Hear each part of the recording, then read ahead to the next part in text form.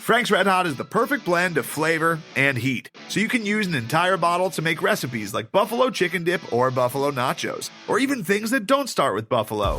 Frank's Red Hot, I put that on everything.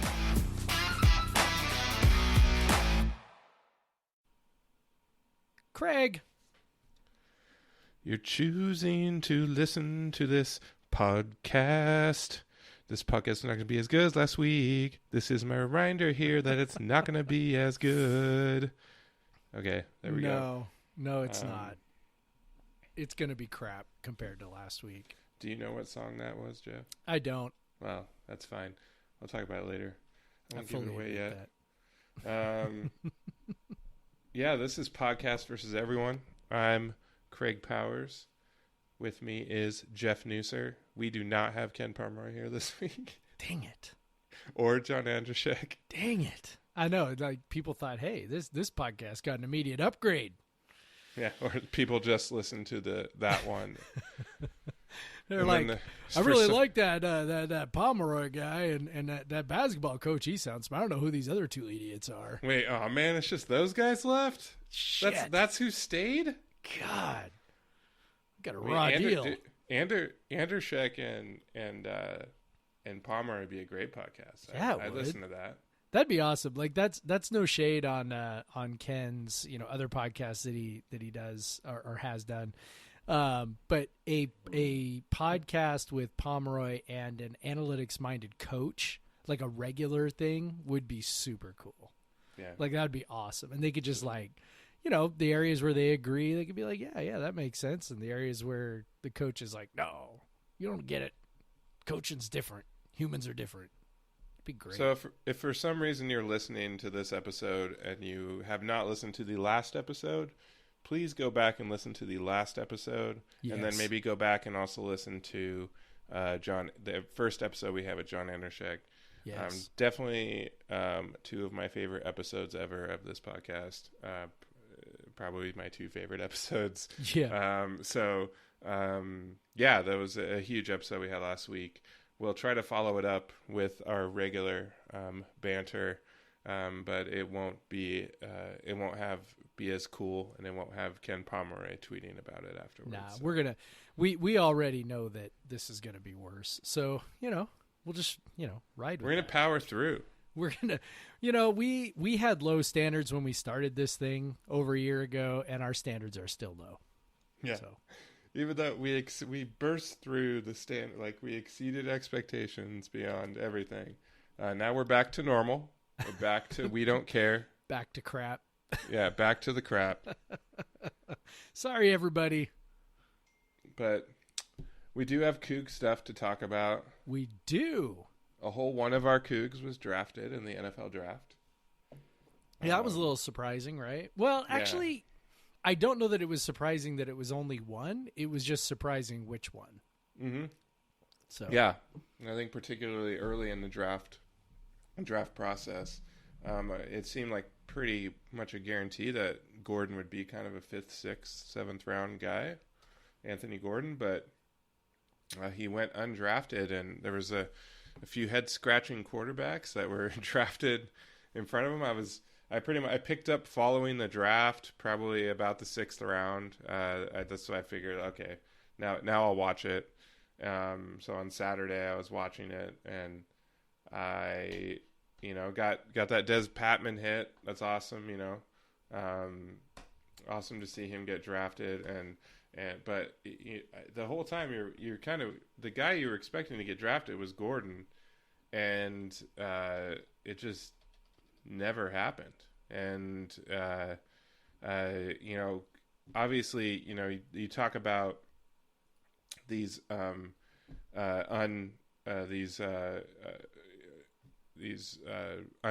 rookie signings. They can kind of pick more where they want to go.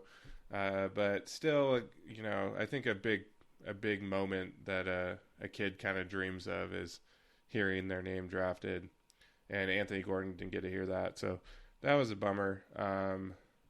But he is going to the Seahawks, which is pretty fun. Is very exciting for most of us. Yeah. So it it's funny, because a lot of the people that listen to this are Seahawks fans, just because a lot of the Coug alums live in the Northwest. Sorry if you're not, but one thing that I think generally interests in the NFL, and we'll talk about Dez too, of course, but obviously Gordon, it's always the negative is more interesting. But anyway, so I already saw people embrace your inner sports radio. Yeah, embrace your sports radio. Yeah, so. But yeah, so Gordon going to the Seahawks, it's funny to me, and I'll get your thoughts on it. But it's funny to me hearing, people immediately go, "Well, he's not like Russell Wilson. He's not mobile. He's not. Can we say he's not black? And which is what they really want to say. That's pretty much what they mean. But he's not like Russell Wilson. How can he be the backup? What do you think about when people say something like that? Because obviously Gordon isn't mobile. We know that. We've seen him run. Like, he's not. Yeah. He is the very definition of a statue in the pocket. He's not. He's got mobility within the pocket, but he can move, but he's not. But he does. He does the whole flat-footed thing, which I'm sure in the NFL they will not let him do. But anyways, but yeah. So what do you think about this as a Seahawk fan, as a football fan? The prospect of Anthony Gordon backing up Russell Wilson.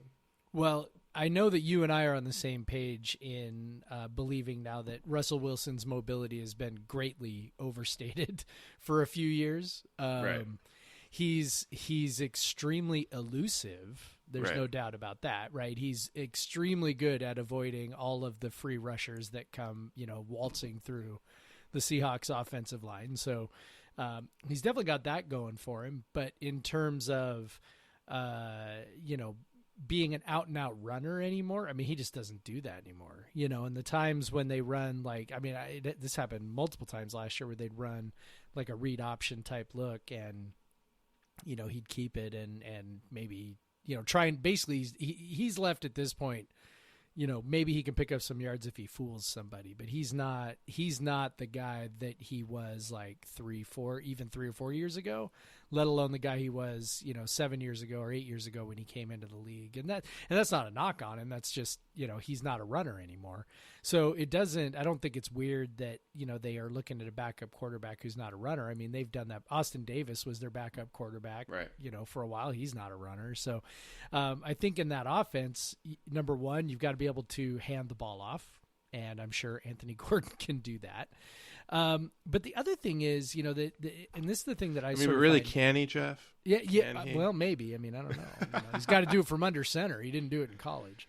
Which is another overstated thing. Yeah, apparently at this point. But, the other thing you really have to be able to do in the Seahawks offense is you have to be able to, turn your back to the defense, play action pass, move the pocket just a tiny bit, and really be able to throw a deep ball. And frankly, I don't know that we know that Anthony Gordon can do that. I'm not saying he can't, but that's just not something we really saw this year because the offense isn't really designed to do that. We really haven't had a quarterback utilize deep passes to the outside since Connor Halliday. Right. And, for all the yards that Gordon racked up, the vast majority of them were over the middle of the field, and that's not a knock. That's just this is what we saw. So, perhaps the Seahawks saw something where they felt like, he can make, some of those deep throws, down the seam, down the sideline with some accuracy because those are the throws that Russell Wilson really excels at, and nobody's Russell Wilson, but if you're looking for a guy who can reasonably replicate that, I don't know that you saw that out of Gordon in college, but that's not to say he can't do it. Well, yeah, and I think one thing that you said there is nobody's Russell Wilson, and people kind of are always trying to find this. Oh, you got to have the backup that's just like the starter when it's a guy who has unique abilities, which his elusiveness and whatever. But there's no one that's like Russell Wilson. You're not going to, if you have another Russell Wilson, he would not be your backup quarterback. There's no way that would happen. Brian Anderson in our Slack chat kind of pointed out that in terms of kind of just this kind of Houdini act. Like the only guy you can think of, like even in the NFL, is someone like Gardner Minshew. Like, so yeah, if you had Gardner Minshew as the backup, maybe you could see him making some of the sort of crazy plays that Russell Wilson does, just on maybe a lower tier. But no offense, Gardner, but Russell's kind of a high tier quarterback. Yeah. And much, comparatively speaking, bigger arm. Bigger arm, definitely bigger arm, definitely faster. Definitely, even at this point, I think like 30 whatever year old Russell is faster than Gardner is probably. now. Probably. But anyways, it's just Gardner. I mean, Russell is a top 5 quarterback in the league. Like you're like no team with a top 5 quarterback in the league has a good backup. Like that never has a guy who can step in and do exactly what that person is going to do. Like that's not going to happen. So the Seahawks went for a guy that is productive and then a guy that can make reads and a guy, so it's like, why not take a chance on Anthony Gordon? The dude like is very clearly motivated. He's a competitor. That's a big thing for Pete Carroll, obviously. Like Gordon went out and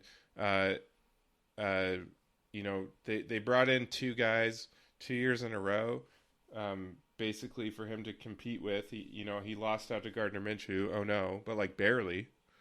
And then went out and beat out a guy that they brought in again to start over him and tore it up, setting Cougar records and Pac-12 records. But so he's apparently we've been told that his arm isn't as good as we thought. Like I thought he's got a hell of an arm, but I think maybe some of that comes from that there aren't deep balls in the offense. Like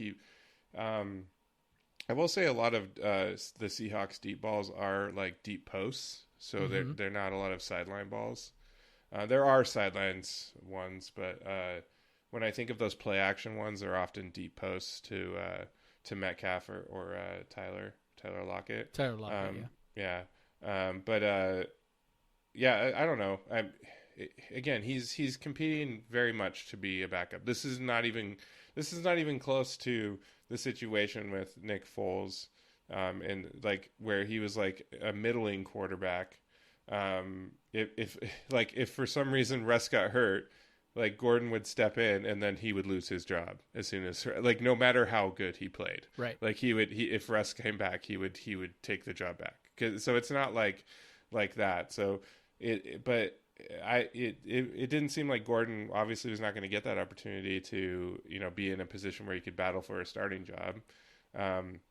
Because there were a number of teams that could have taken him where that may have been an opportunity. And they went with other guys, kind of traditional, big, strong dudes who have sub 60% completion percentages, whatever. But, I guess I don't know what it was about Gordon. No one wanted him enough to draft him, but hell, if he can hang on and be a backup with the Seahawks, I may be tempted into buying a Gordon Seahawks jersey. Yeah, I don't know. Like the guy that I thought may have been a better fit, and I know he was sort of wildly unproductive, and he also went undrafted. But Khalil Tate seemed like a guy that might fit the bill if you were looking for a Russell Wilson type facsimile. But what I'm thinking is with that, how much of Schottenheimer's offense is predicated on the quarterback running the ball?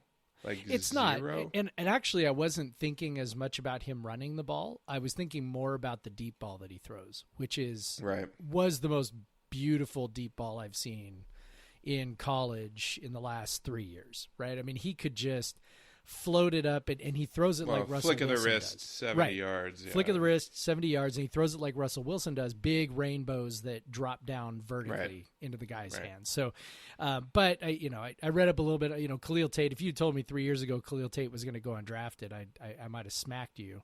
Yeah. And so, it's totally crazy, but, I read up a little on that. There were some issues there, obviously, injuries, and then maybe some people speculating about sort of maybe what's between the ears also.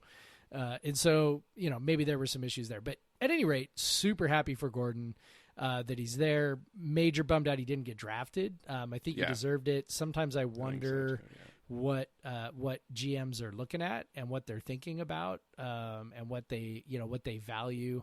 It just seems very strange. I know Anthony Gordon is unorthodox, and he's only started for 1 year, and he started in a system that, everybody produces in, right? And so, there still gets to be this system quarterback discount that a lot of GMs are pre-programmed for, and it doesn't matter that Gardner Minshew did it well. They could talk themselves into Gardner Minshew won everywhere he went, and he was, productive, and it's like, Anthony Gordon, 5th year. I mean, how good can he really be if it took him until his 5th year to start? And anyway, it's just, I guarantee that he will be, I don't know, maybe I shouldn't guarantee it, but I have a firm belief that he will be in or around the NFL a lot longer than some of the other guys who were drafted in the late rounds.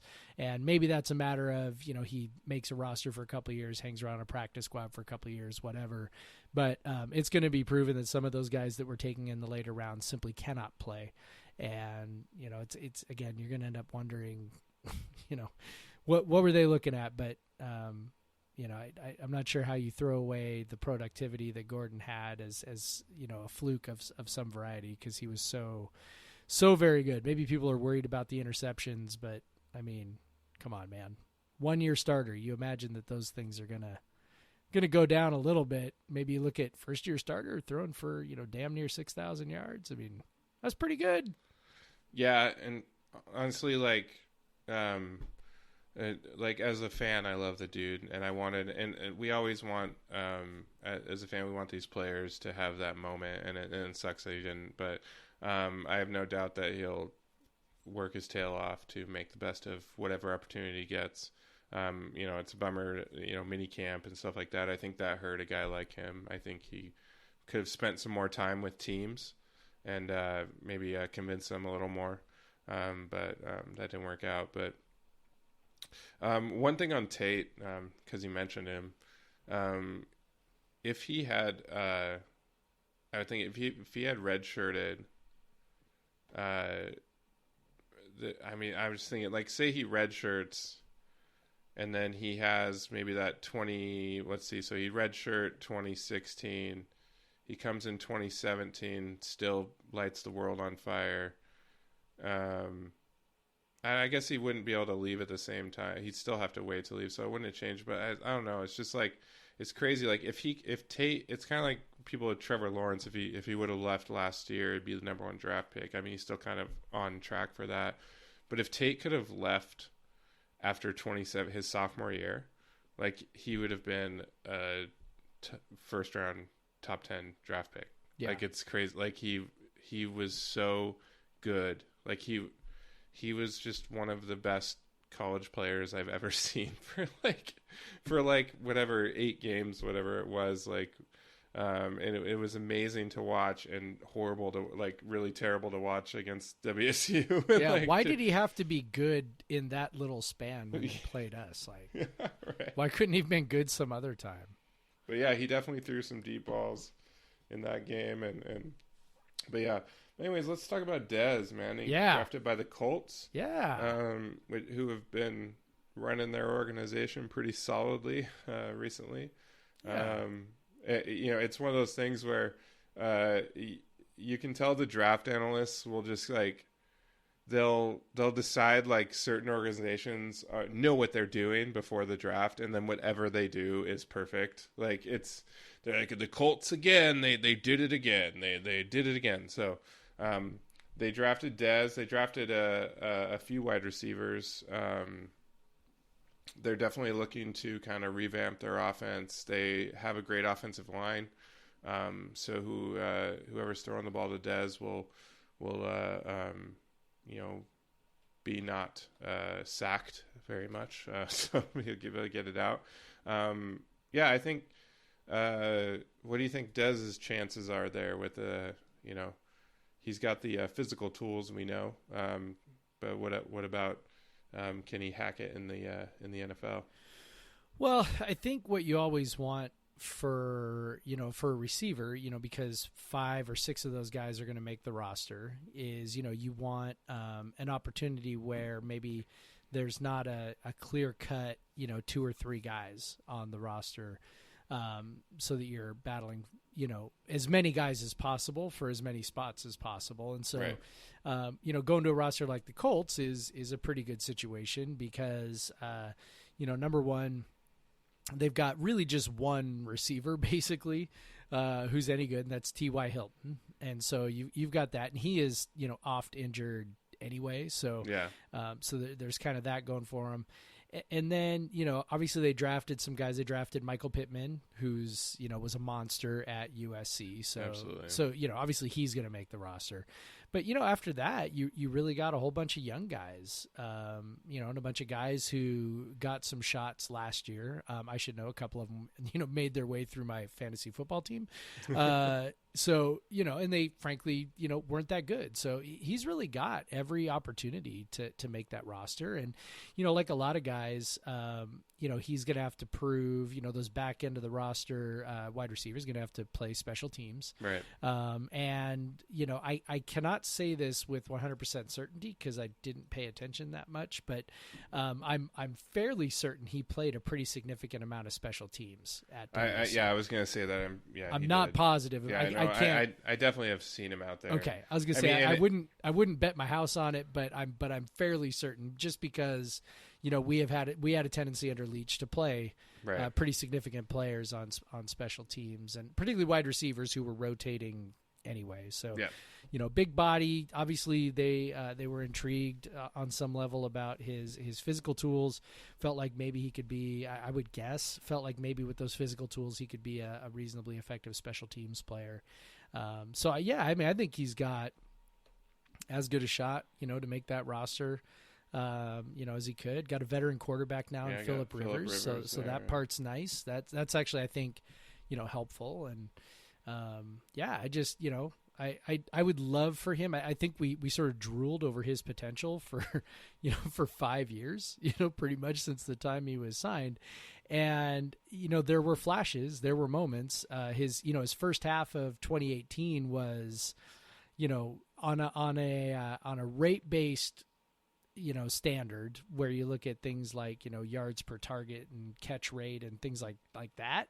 His first half of 2018 with Minshew was really about as good as anybody in the country, to be honest. Yeah. And then he had a few games where he was just dominant and just catching everything and being thrown to a lot. And then kind of had, kind of a down second half of the year. And then, this year, Anthony Gordon, like a lot of his predecessors, really, worked the middle a lot. And then Dez also, there were times when he didn't really, do himself any favors. He had some bad drops that, turned into interceptions. I think he had 2 different drops that turned into interceptions. Yeah, and I think he also had a fumble in there at one point. And so anyway, it's, he was sort of, a little bit of an enigma from a performance standpoint. You always felt like he should have been able to do more with those physical tools, and maybe that wasn't fair. That may have been an entirely unfair thing.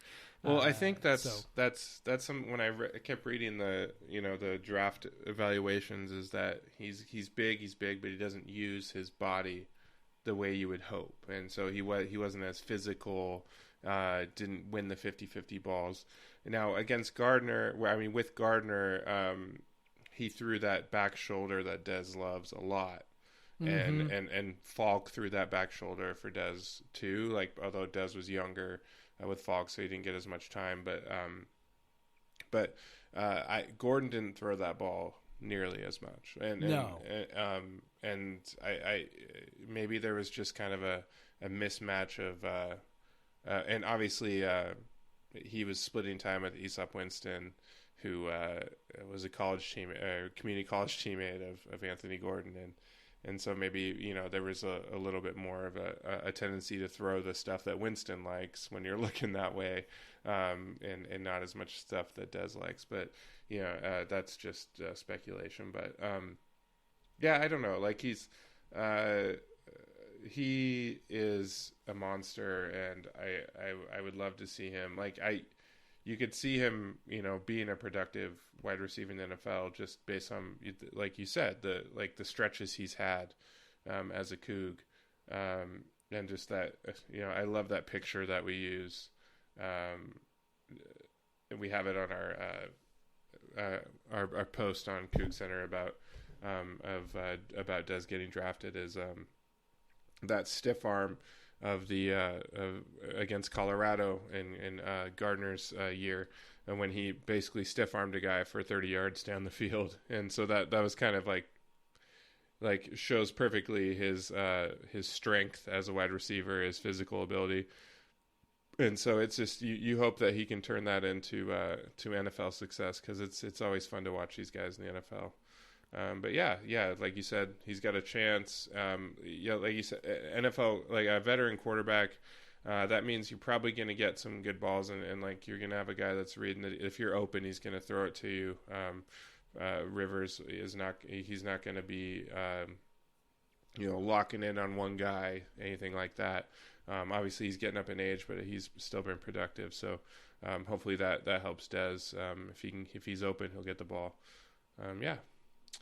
We got a couple other guys signing. Got the aforementioned Easop Winston signing with the Rams. Why do your favorites always got to end up in the division? Right. So I hope he makes that roster, but yeah. Come on. So he can play with Cooper Kupp. Easop is interesting. He was like kind of famously not that fast, but made plays that looked pretty fast. We always think back to the Utah 89-yard game-winning touchdown, and where he just ran Utah safety after juking him, and it's but his 40 times were like 4.8, but him and Brandon Arconado trained with the same people that trained John Ross when he beat the combine record for the 40 time, and he got his 40 time down. I think it was like 4.42 is what they said, which is pretty damn fast. Well, it's certainly fast enough. Like that's the big thing with receivers, right? You need to be fast enough, to do things, and that's certainly. I think you need fast at least enough. probably a 4. Because I don't know. It seems like Winston projects to an inside guy in the NFL just because of his height, and his ability to get off the line in tight spaces. He just feels like an inside guy in the NFL to me. Yeah. So I think a 4.5. If you're going to be an outside guy at that size, you've got to be a special athlete. Yeah, you got to be like Golden Tate level athletic ability. Right. Like, yep. If he can run a 4.5, sub 4.5, and we know he has a killer first step, and we know he has glue, like stick 'em on his hands, and like he does not drop balls, and if he can find his way into there.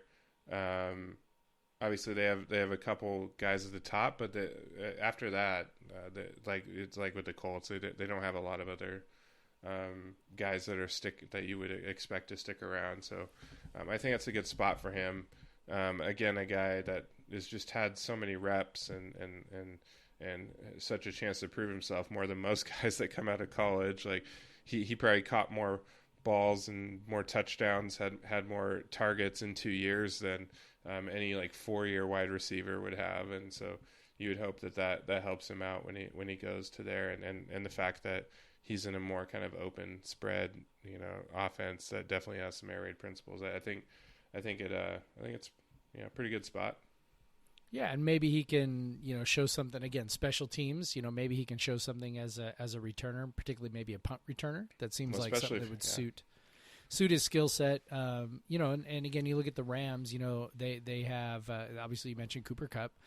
Robert Woods is another guy, but then after that, Josh Reynolds again is a guy who I'm familiar with from fantasy football, but not that great. And then welcome to Jeff bitching about his fantasy team. Yeah.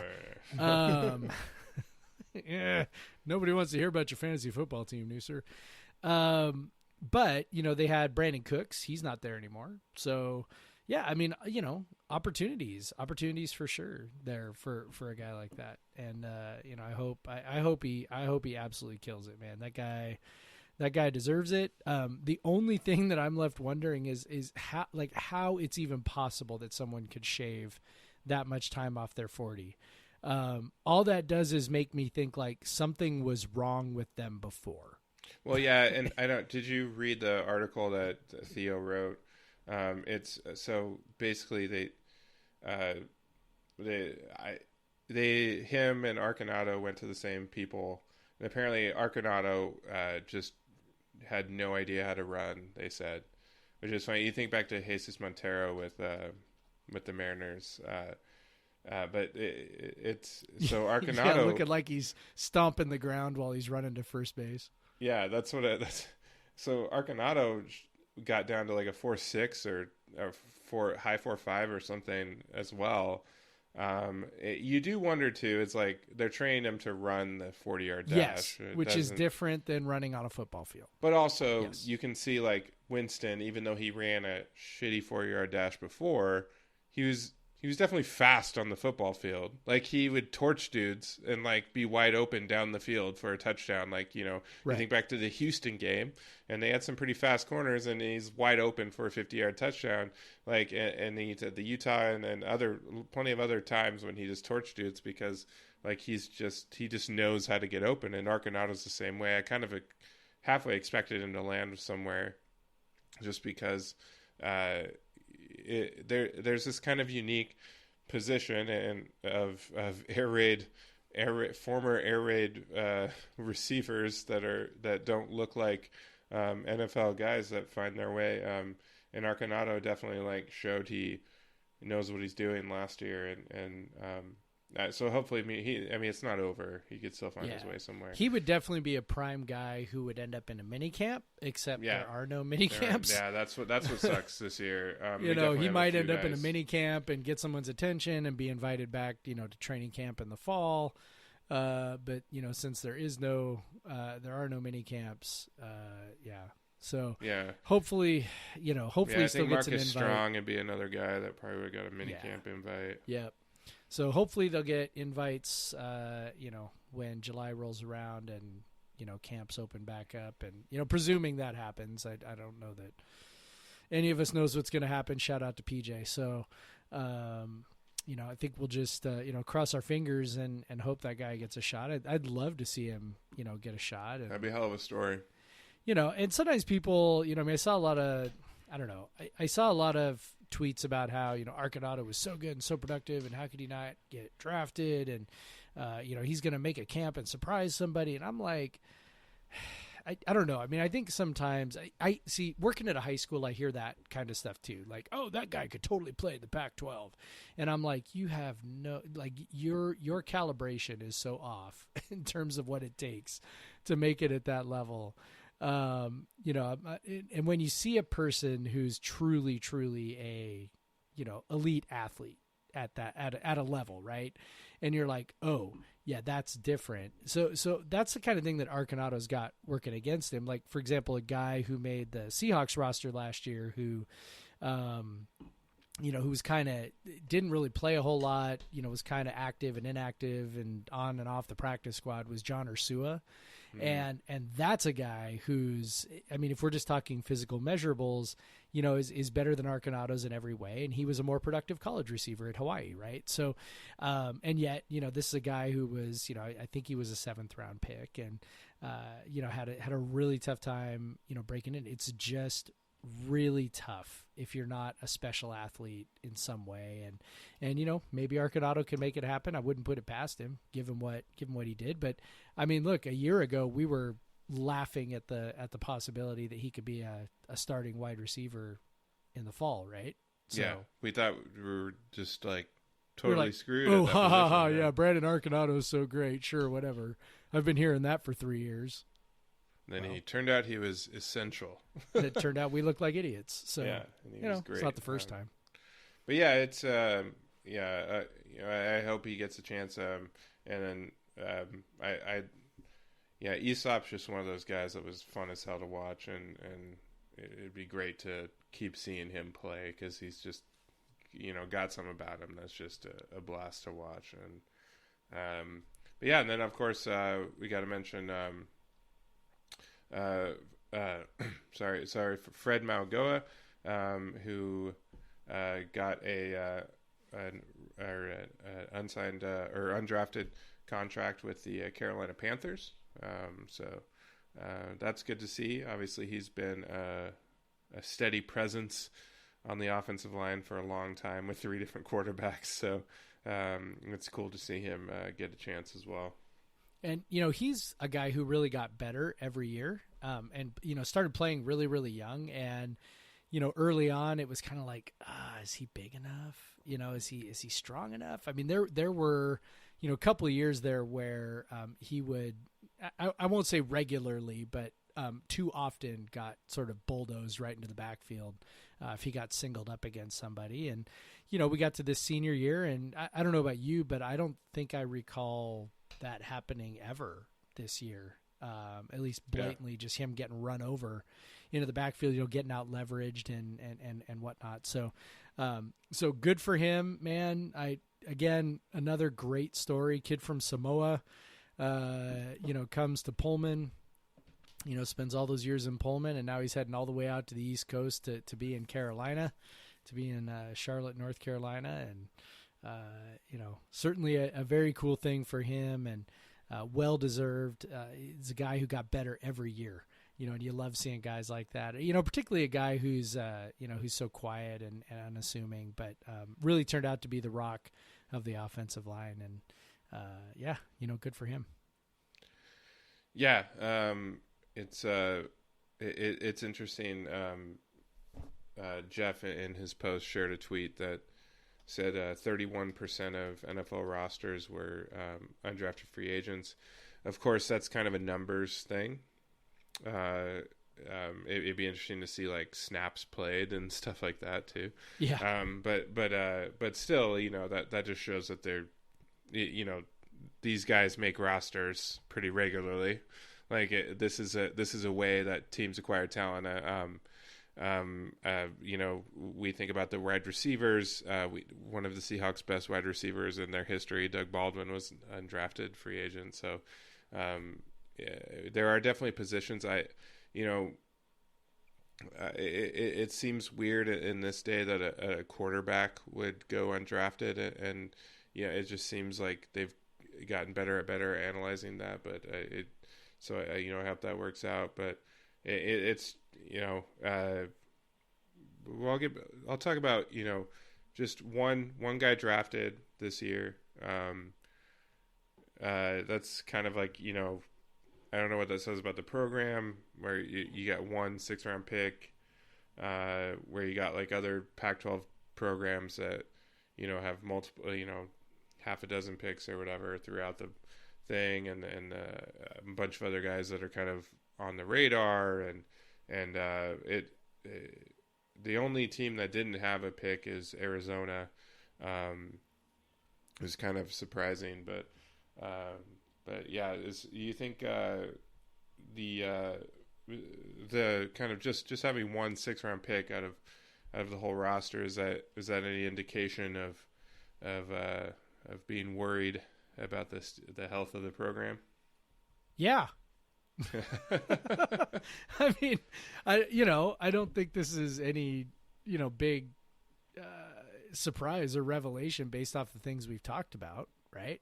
Right. I mean, it's, we were worried all season watching that season unfold that the talent level is dropping, and worried that recruiting was not there. And I know, people love to, be like, oh, stars don't matter. Look at this no-star guy who was drafted in the first round. And it's like, oh yeah, well look, 50% of all kids who were rated 5 stars got drafted. So, you know what I mean? It's like, no, yeah, it does 50% matter. 50% of kids that were rated 5 stars right? get drafted. Go look up at how the rest of the population of high school football players gets drafted. Right. Like stars are fairly predictive. It's not nothing. It's extremely predictive. Just because there are guys who don't make it doesn't mean it's not predictive, right? So, Yeah, I mean, I do think this is indicative of the overall talent level on the team. I don't think you can really argue with that. You look at a program like Hawaii, Utah, sorry. Got Hawaii on the brain. A program like Utah, they've got guys, 5, 6, 7 guys drafted year after year after year right now.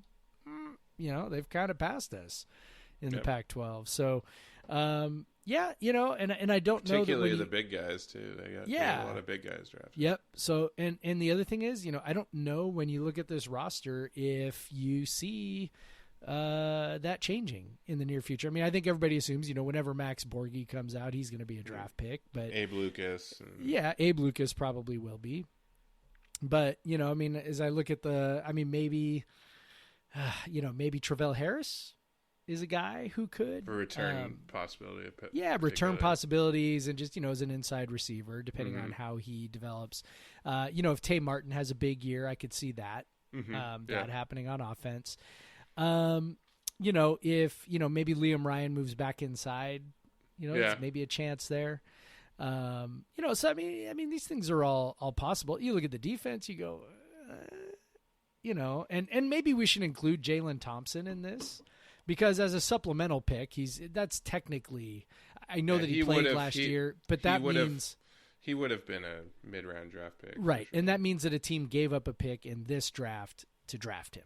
So maybe we should include him, and that's fine. But I mean, again, you look at the defense and go, I don't know, man. Are any of those guys getting drafted? I mean, I don't know. I can't think of anybody off the top of my head on the defense that I'm like, yeah, that guy's getting drafted. Yeah, right. So I do think it's indicative of where the program's at. I mean, this is a team that went 6-6 in the regular season last year, and couldn't figure out a way to outscore Air Force. So. I mean, yeah, not a shock that only one guy was drafted. I think my sort of ceiling was 2.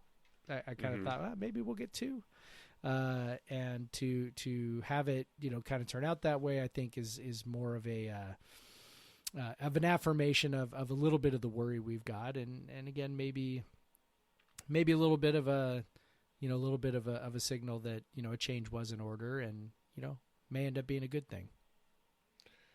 At the coach. Yeah. Well, actually, no. If we're going to talk recruiting, I think we weren't planning on this, but I think we need to talk about it. We'll talk about the fact that WSU does not have a single recruit signed yet. Sure. But let's take a break, and then maybe we'll talk about our beers, and then we'll talk about recruiting. Cool. And we're back. All right, Jeff. We both got big boys tonight. I know we do. What are you drinking? I am having a Black Mirror by Deschutes. And I gotta say, I gotta brag on myself for just a second. Okay, so you have been drinking for the last couple weeks. You've been drinking beers out of your cellar that are like 5 and 6 years old, right? Right. And you know me, you know that I don't have the patience for that. That I don't have the patience to cellar my beers for years and years. So I want to let you know.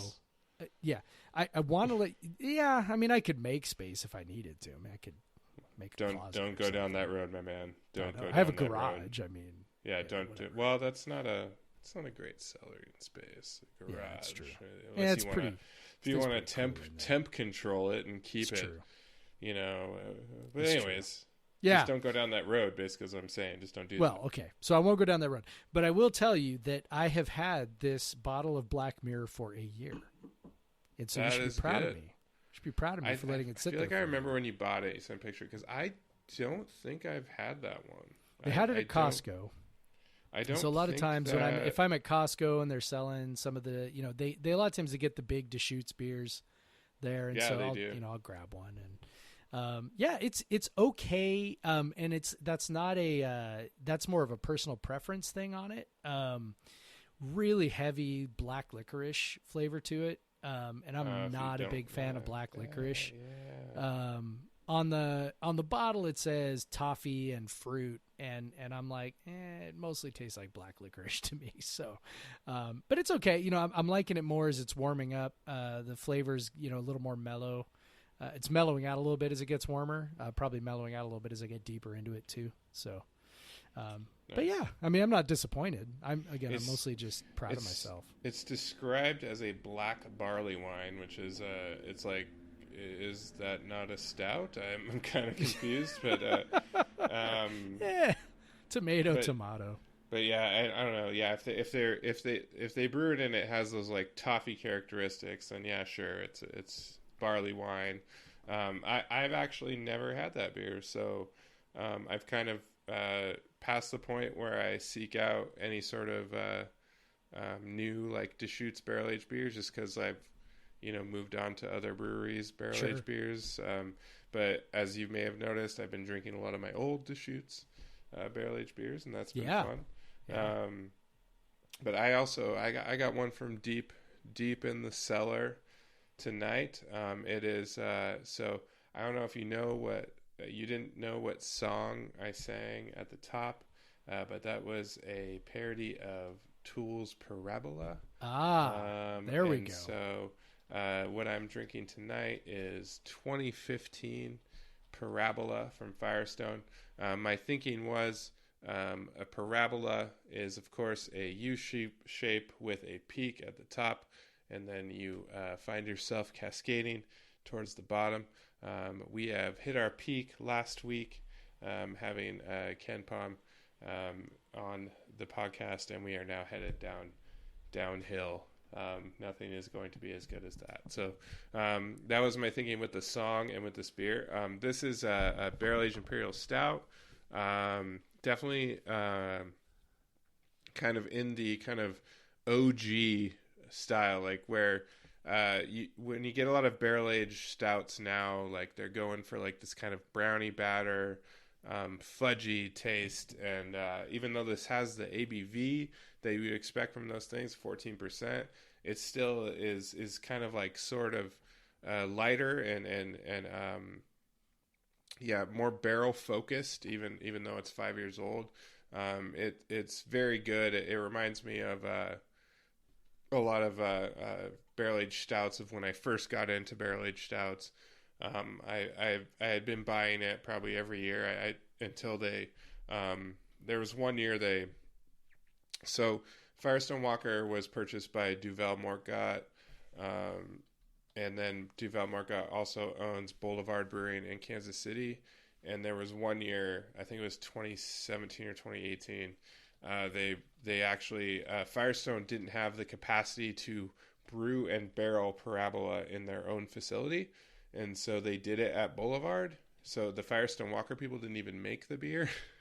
They just basically used a recipe and threw it in Boulevard's barrels and whatever, and it just was definitely different that year. And I've kind of been soured on it since then. But the vintage ones are fantastic. This beer is so on point. I'm glad I opened it up. And yeah, like, just like us with having the podcast last year, it was pretty much all downhill from there for Firestone Walker as well. Still a very good brewery, but maybe not as elite as they once were. But yeah, always happens when you sell out. Always happens. Well, if you're gonna selling out to like a Belgian brewery like Duvel Mortgott wasn't as bad, because they respect like the barrel aging programs and stuff that they have, and they kind of let them play a lot more. They probably saw it as like, that it was good. They could make Parabola at, Boulevard. They wouldn't have been able to do it otherwise. They would have just, because sometimes they skip years on some of their beers. Like one year their barrel aged barley wine Tsukaba, they skipped a year and brewed a different beer, and people were pretty mad, and so they brought it back the next year. So they probably would have had to do that with Parabola. Probably would have been better off, honestly, for them to take it away for a year, and then people probably would have been like, yeah, Parabola's back the next year, and would have been crazy for it. But this is still back when Firestone, all their barrel age series, they put in these boxes. This is still when they were 22-ounce beers. All the Firestone Walker now are in 12-ounce bottles, and it's still inside the little boxes. but they're 12-ounce bottles. So if you get a Firestone Walker one, which I think was a smart move on their part, because it's basically half the financial commitment to buy it, so and try it out. Instead of spending $20, you're spending $10, and that's for a lot of people, even me. Like, if I still buy like the barley wine, the Sakaba and stuff, but I probably wouldn't if it was $20, but it's $10, so I buy one. But yeah, so Firestone Walker, cheers. Definitely one of the breweries that got me into a lot of different styles, and so respect for them. Same with Deschutes, of course. So I think we're cheersing to some older OG breweries tonight, so that's pretty cool. But yeah, since everyone hates the beer talk, maybe we should stop with that. But yeah, it's for us anyway. I kind of had this idea just because we were bringing it up, but WSU hasn't signed a recruit. It hasn't gotten a commit from recruit. I'm sorry. Of course, they haven't signed a recruit. That would not be allowed. Yeah, that would be illegal. They illegal. They would be arrested if they tried. They would be arrested. No. Yeah. But they haven't signed a recruit for 2021 or signed. I said it again. They haven't had a commit. I've had a 14%. Come on, Craig. You also were drinking other beers too. I saw that. I was sharing some but beer yeah, with Amanda. they don't have a commit for 2021. Yes. And they're one of two. Theo Lawson pointed out they're one of two Power 5 programs that don't have commits for 2021. So it's not a company. That's you want not to be good. In. No. And obviously WSU has multiple things working against it, in that it's a changing coaching staff. I know you have some thoughts. So why is this happening, and why is it bad? Well, I will say this. I don't think it's entirely alarming that they don't have any. I mean, I would have to go back and look, and maybe I should do that. And I've, by the way, full disclosure, I've not read Theo's story yet. I haven't either. Brandon Huffman. So maybe he addresses this in there, but it seems like at this time of year, we maybe have one or two. And sometimes it's like, a quarterback that we got nice and early or something like that. And one that eventually decommits. Yeah, one that's, Ian Book and decommits or whatever. So, I'm not overly concerned with the mere fact that we don't have any. Like that fact doesn't make me go, oh my God, we don't have one. It's not like that. However, I think the points that are raised in there do make a lot of anecdotal sense. I think Pullman is a place, and again, this is speaking, from personal experience and the experience of, listening to other players talk, when they decided to come to Pullman. Not very many people decide to come to Pullman sight unseen. Most people have preconceived notions about Pullman, particularly if they're Washington residents. They have almost certainly never set foot in Pullman. All they know is it's in the middle of nowhere. And so they just kind of think, whatever. Or cow country. As I said on Preston's podcast on the Cougs Center Hour, when I grew up, I didn't even know where WSU was. I thought it was in Spokane. So right. You just don't know where it is. It's it's on the east side of the state. You don't know where. Well, and there was always the joke that, I grew up, as we've discussed before, I grew up a Husky fan, and it's like, the joke was always go east till you smell it and go south till you step in it. And it's like, really, but that is a really accurate description of how people think of it in terms of where it is. Like, I don't know, it's out there somewhere in the eastern half of the state, somewhere kind of in the southern part. Like it's, and it's not a place that you travel through on your way to anywhere. Nobody's going to Moscow, right? You're not. Well, if you're going to Moscow or Troy, Idaho, if you're headed to Troy, right? You could really, I'm pretty sure I covered some high school football for the Lewiston Tribune in Troy when I was in college. But it's like, you don't just make your way through Pullman on accident. And so, I mean, even Spokane, you might drive through if you are, driving to Coeur d'Alene or driving to Montana or, there are lots of reasons why you might drive through Spokane. There are literally zero reasons why you'd end up in Pullman other than going to Pullman. And so until you can get people there, they can't really know what it's about. I mean, I imagine I'm not alone as a person who visited the campus and went, oh my God, this is like really cool. Like I had no idea, because nobody has any idea until they get there. And so, yeah, it definitely is not helping us to not be able to have recruits on campus. Like I think that's probably more, if you were to make a list of Power 5 programs that this sort of situation hurts the most, we're probably at the top of the list in terms of recruiting anyway. Yeah. Craig, Yeah. Are you there? Sorry. Yeah. Like I was, did I catch you mid drink? I was looking at something, but I was definitely listening to you. Oh, are you sure what I say at the end? Yeah. You said, we're definitely one of the programs that would be affected by the most, or at least we're right there. So, all right. I'm making sure though. But yeah, I think, I don't know. It's really it sucks, but I mean, at most we're five or seven recruits behind. So it's not like everyone has 25 recruits already committed, and like the classes are already sewn up, and we're just like picking what's left over, and we're screwed entirely. It's like I think it was obvious with the new staff, it was going to be there's always going to be kind of some sort of slow start, but we know there's some just kind of skimming through the article there. Brandon Huffman says some nice things about kind of the way Rolovich does things, and the way that kids view him and stuff. So I think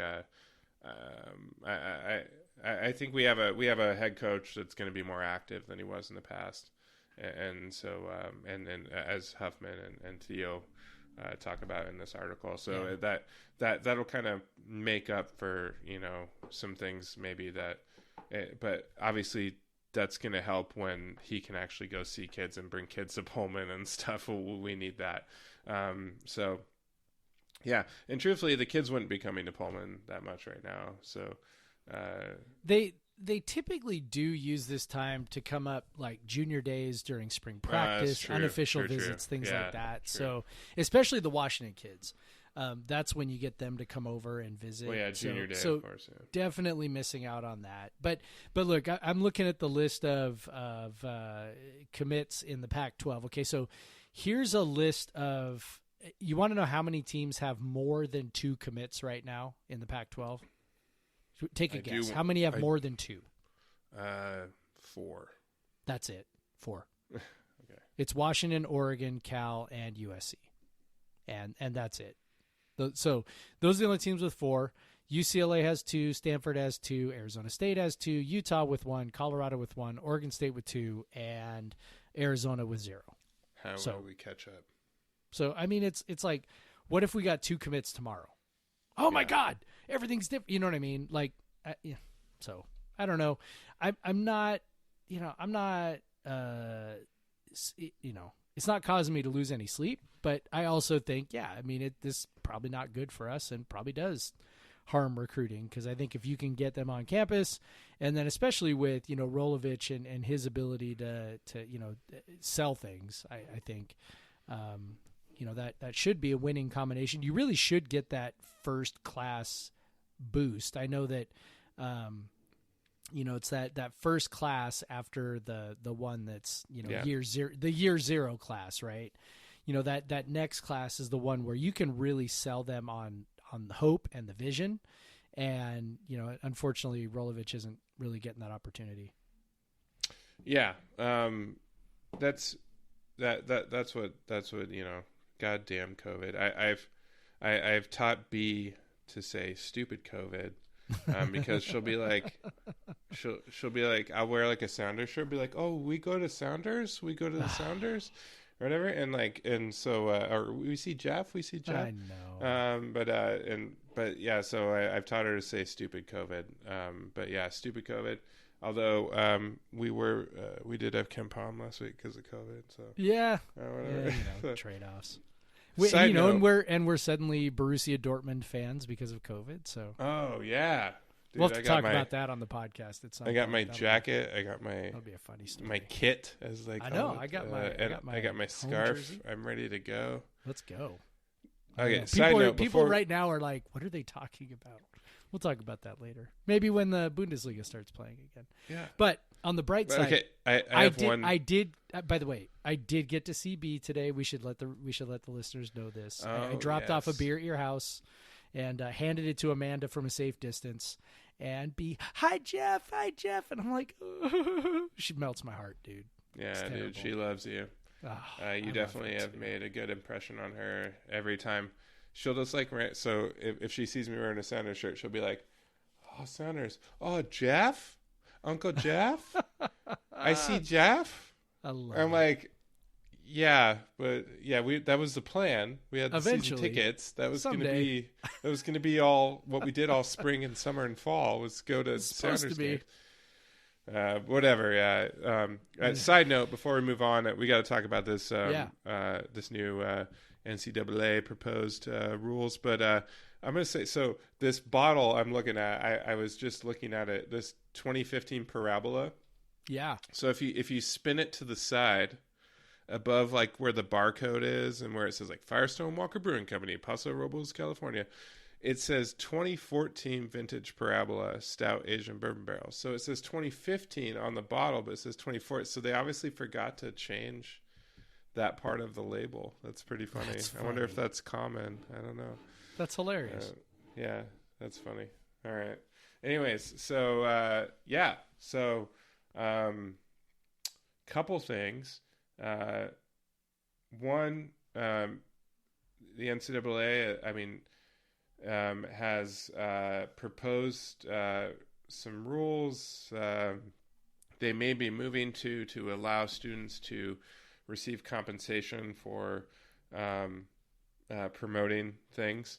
And then there's obviously some caveats with it. But this is an interesting step that is probably going to be happening with some... It's going to happen. Yeah. It has to happen. Well, yeah. California kind of forced their... Yes, they did. Yeah. Yeah, it's... obviously this ignites a pretty fierce debate within fans. In particular, I think WSU fans are really sensitive to this one because they think that this will give... other programs an advantage, right? Like, oh no, this will just make the Jeff, rich richer. Jeff, newsflash. Yeah, newsflash. The rich are already rich. Yeah, and they already get all the good recruits. I know. I'm surprised that more people don't recognize that. We're not getting any of those 5-star recruits now. Right. Like, what would change? Okay, so Alabama can suddenly get more. Can get what, the same guys? Like, yeah, I don't think people realize how significantly the talent has consolidated in a handful of programs. Even more so than 5 years ago, or 10 years ago, or 15 years ago. It's really bonkers how much talent has been consolidated. Well, basically, like Dabo kind of messed things up. Like, he has got, like, now Clemson wasn't a player, but now they're a player. Now they're landing. But it's Alabama, Ohio State, and Clemson. That's Clemson. Basically it. Like they like the best players in the country are going to those three programs, and all you have to do is look at the NFL draft. And it's like, oh yeah, like half of the first round was from Alabama, Clemson, or Ohio State. Like it's absolutely insane. And I think that, the thing that fans worry about, and I understand this, I understand the line of thinking. I just don't think it's rational from a math perspective. So kind of follow me on this one. So I think the worry is that even more of those kids will go to USC, UCLA, Oregon, whatever. And to which I always say, okay, so if we're talking endorsements, our endorsements are based off of, what, name recognition, celebrity, et cetera, right? Oh, well, of course, Los Angeles or whatever's, Seattle's going to be more of a hotbed for that. There's more, resources for those. Okay, true. Won't argue with that. That's absolutely true. But I'll also say this, like, your celebrity is limited to some degree by your playing time, right? Like, there's still, if we're just talking football, and obviously this name, image, and likeness, NIL stuff is going to extend to other sports as well. It's not just football, but most people care, mostly about football. There are still only 11 guys on the field at any given time. There is still only one football. And so if a kid says, I'm going to pick USC because, this 5-star kid's going to pick all the 5-star kids are going to pick USC because Los Angeles is a huge media market. Only, what if they're all quarterbacks? I mean, only one quarterback can play at a time. What if they're running backs? Only 1 or 2 running backs are going to see significant time. What if they're wide receivers? Again, only 2 to 3 wide receivers are going to catch enough balls. I mean, there's still only one football. There's still only 11 players. So there's only so much opportunity to stand out, even if, the opportunity is there, in theory, right? And then the other thing is, I think that obviously the big worry is, some deep-pocketed booster is going to just hand out, $100,000 checks to these guys for quote-unquote endorsements, right? To which I say, I don't know. Like, these guys don't have limitless money. They're not going to be – imagine if they handed out a $100,000 check to everybody on the team. That's a lot of money. Yeah, and right? And at the same time – there's already that shit going on, so totally they don't need the endorsement guys for totally it. Like, it doesn't. So I just think there are a lot of rational economic reasons to think that this isn't going to make anything any worse than it already is, and I tend to think that maybe the opposite will be true. I mean, maybe it won't be, but so I think of if I'm a kid and I've got a chance to go to Pullman, right? Okay, so if I'm choosing between, say, Pullman and, I don't know, Utah, right? Let me think Pullman and Utah, or maybe Pullman and Cal, right? I mean, these teams that are the teams we typically battle for recruits, right? Okay, so, am I going to maximize my value more in Pullman or in Salt Lake City? Well, Salt Lake City, yes, obviously bigger city, but also BYU is kind of the main show there in a lot of ways, right? And so, and also, Berkeley is not. Yeah, so sorry. Anyway, what were you gonna say? No, I was going to say, and also, we know where most of WSU's alums live. Like, it's not in Pullman. Exactly. So, I just think that maybe there's an opportunity there that we don't realize is an opportunity, right? And I tend to think that the administrators who say things, I understand why fans think, oh man, the rich will just get richer. Okay, I get it. Fans are paranoid, and especially our fans always think, we are, everybody's out to screw us, and okay, fine. But when I hear college administrators say it, I think, okay, you should know better than that, right? Like if you're worried about, the rich getting richer, it's like that is such a disingenuous argument on its face for them. They should know better than that. And so when I hear those kind of arguments, what that tells me is that what they actually are concerned about is that enterprising teams that are, part of the quote unquote have-nots at the moment may have an opportunity to increase their stature, in a way that, look, people in power, I always tell my students this, people in power will do just about anything to keep their power. I mean, that's true in virtually any context. And so the idea that a school, and maybe it's not WSU, maybe it's Utah, maybe it's whatever, but, the idea that a school that's, typically, firmly outside that top tier, might be able to use this to climb into that top tier, probably ought to terrify. I mean, look, Alabama, Clemson, Ohio State, they like everything the way it is. Thank you very much. USC, yeah, there's a everything. reason that they have not been pushing for this. Right. USC will, UCLA, Washington, schools that maybe aren't in that tier, but are in just a notch below it and fancy themselves as part of that tier, might also say to themselves, oh, this, we don't want this. Well, yeah, because they think they can reach that without this. They don't need this. Schools like Utah, or Colorado or, Wazoo ought to be licking their chops and ought to be like, hey, there's an opportunity here to work this in a way to benefit the program. I think that honestly, most of the concerns are overblown. I think, and if it's not clear, I'm totally in favor of this. I think athletes absolutely should be able to earn from their likeness. I think it's absolutely insane that they can't. And I also want NCAA football back. So, yes. Well, just before we get to that, I agree, and I think it's kind of it's to me the people that are staunchly against like athletes being paid by the universities to play, like at least give them this route. Like, why can't they, like, if someone wants to pay them to promote their bar or their car dealership or whatever, like, let them do it. Like, like, if you think about all the money that Gardner Minshew could have made in his senior, like, we made a shirt. We made money off Gardner Minshew. We made money off Gardner Minshew. I still feel guilty about that. I definitely do. And definitely other businesses in Pullman made money off of a mustached general thing, and Gardner saw none of that, and which I still feel guilty about, but whatever. We pulled it down pretty quick, but anyway,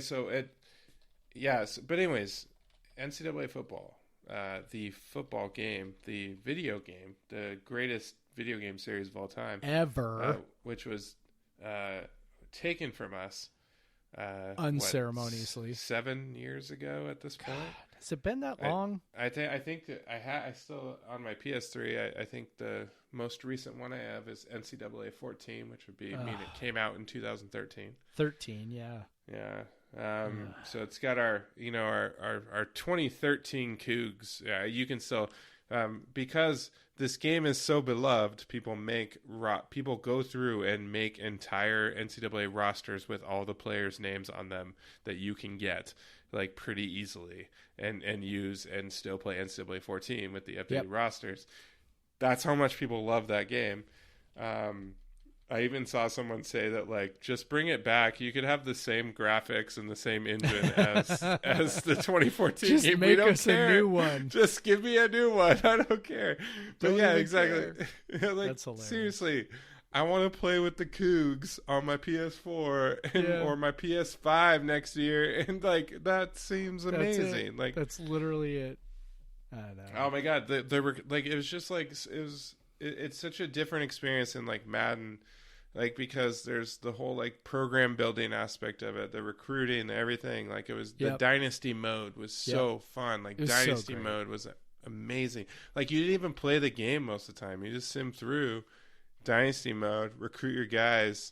It like and I look like, it's funny. I also, and honestly, like the basketball game 2K. I think the last one was 2K8. Like, they obviously stopped that a long time ago, but if it could be cheaper for them to bring it back, like 2K8 was such a great game. And it was fun, the recruiting part of it and everything. Like, it's such a different experience than like the Madden and NBA 2K games. And like, dude, I want to play with them Cougs on my updated systems. And, I miss it. Like, I can't, I played so much NCAA 06 in college, like that. I still think that was the best version of it, was NCAA 06, and we would play into the middle of the night, playing NCAA football on our old PS1 back in the day when I was in college. We would just play it over and over, and we played NCAA 97 or 98 back in the day. But it's just, I don't know, man. There's just, there's something cool about, playing as your school. And, I mean, we'd have, there was something cool about, like, NCAA 06 had all the FCS programs. Yeah. Something pretty cool about taking Grambling State to a national championship. Like, yeah.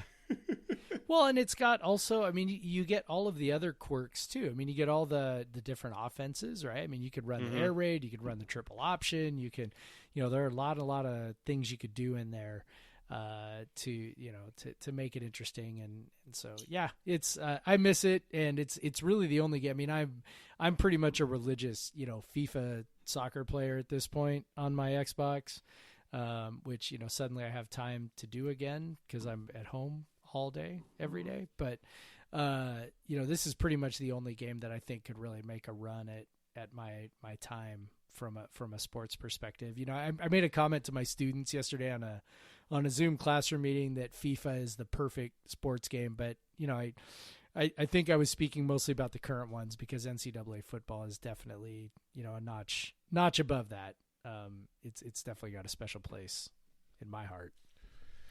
Yeah, for sure. I mean, I would. That's the only game, the sports game that I would buy every single year. Just like I'm buying, I don't care. Like I'm getting the new version.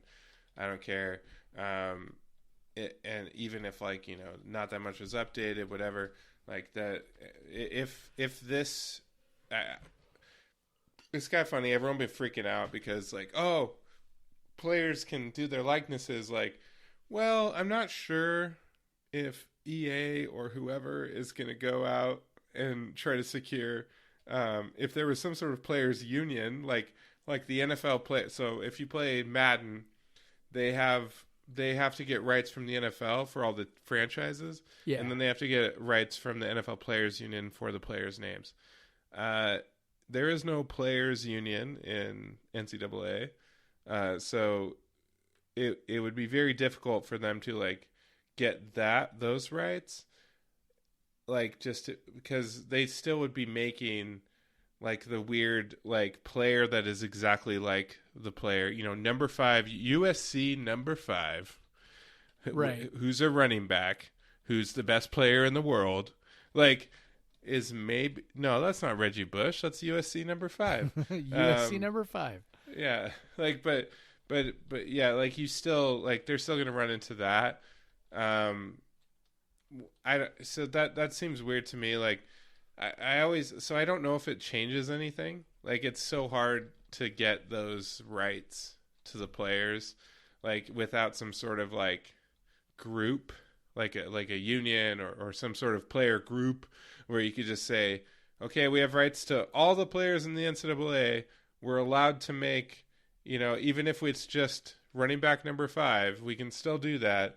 And even if it kind of looks like you and has all the same exact height and school year, high school you went to, and all that stuff, it's allowed. But I just don't see how it changes it. I think what they could have done in these last 7 years is try to secure rights just from the schools and just make it so it's not the real players. Because the funny thing about NCAA is, it was interesting when you could have Reggie Bush or whatever in the game, but you play dynasty mode, so honestly you'd sim through 4 seasons and all those players that were real are gone in 5 seconds and you wouldn't care. And so it was always I don't care if the players are real, just give me the school. But I think that's what's been the difficulty for building a game, is getting the rights from all the schools, because even it's another individual thing. Even you can't go to the Pac-12 and be like, can I have the rights to all your schools? No, each school has their own rights to negotiate. And so it basically, to create a realistic game, the video game maker would have to go and get rights from all 130 FBS programs at least, to to do that, which they've done before, so they could do it again. But it was probably more valuable when they had the players. That's another thing. Maybe like big video games aren't as valuable anymore, and so they're not going to do it. But we can have hope. NCAA 21. I don't know. I hope so. One of the provisions maybe I just ruined all your.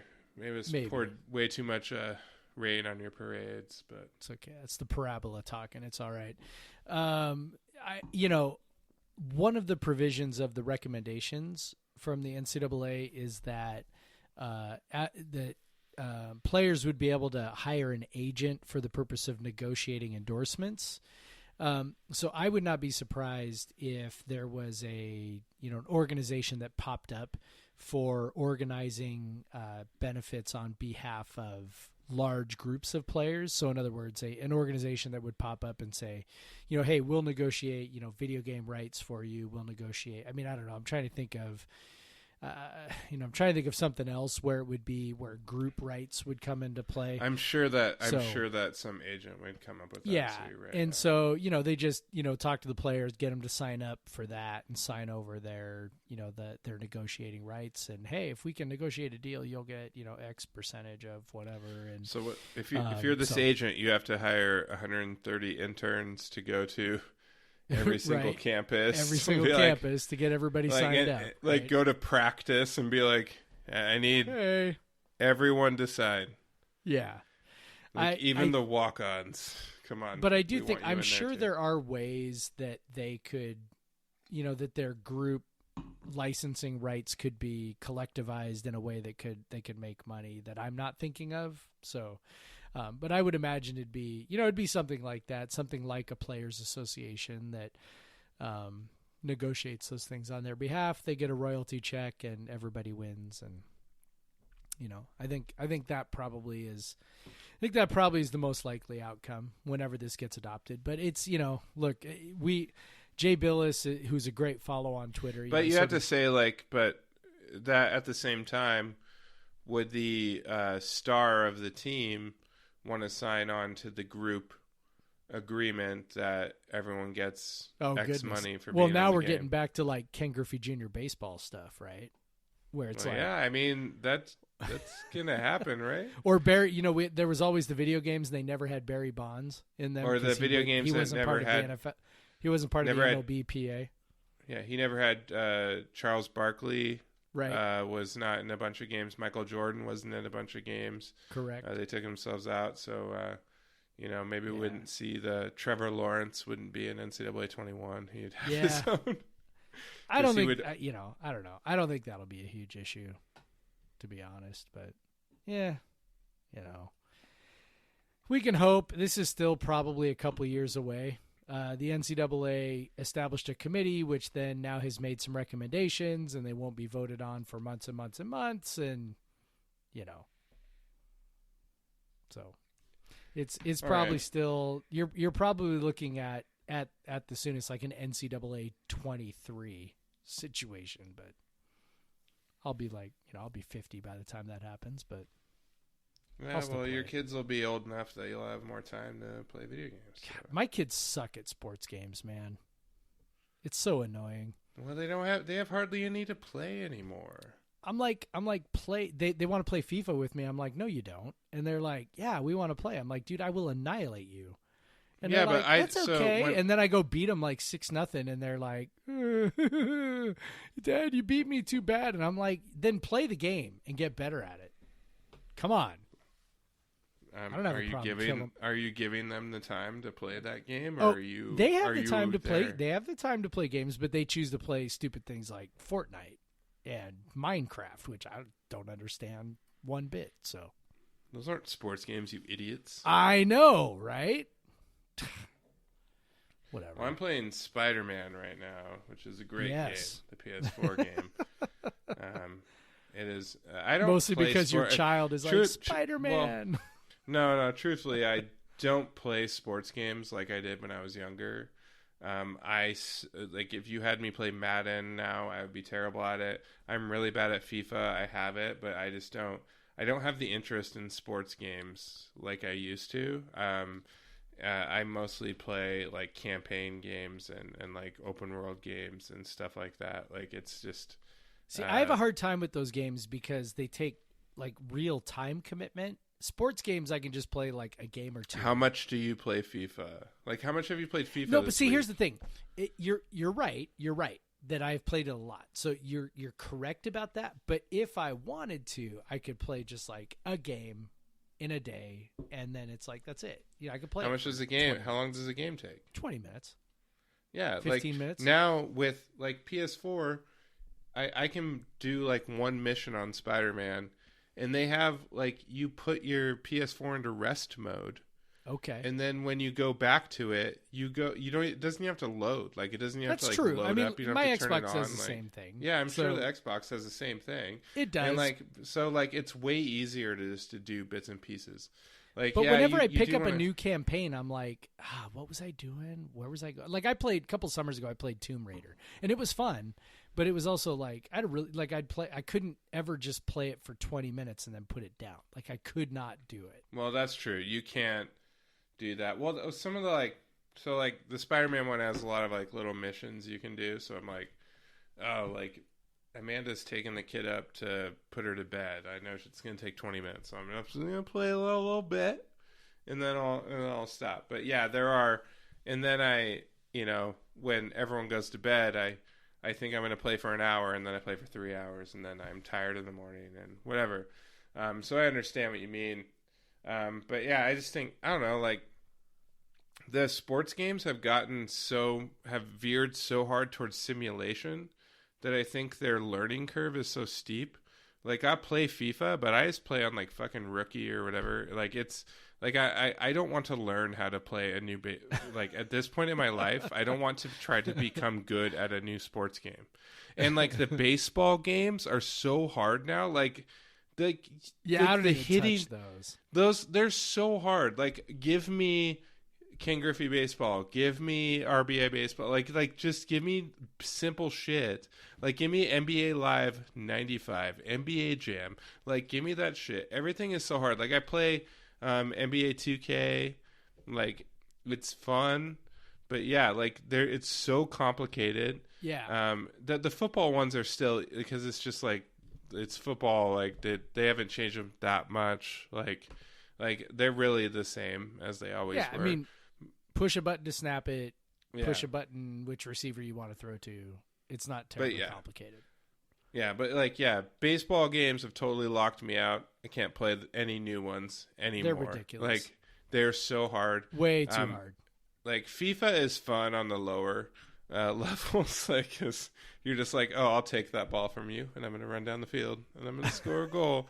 But if I get beyond that, I'm like, I haven't played, like, I can't, like, so like you said, like you don't have the time to commit to the campaign. I do not have the time to commit to the muscle memory of playing FIFA. It's funny because I was watching.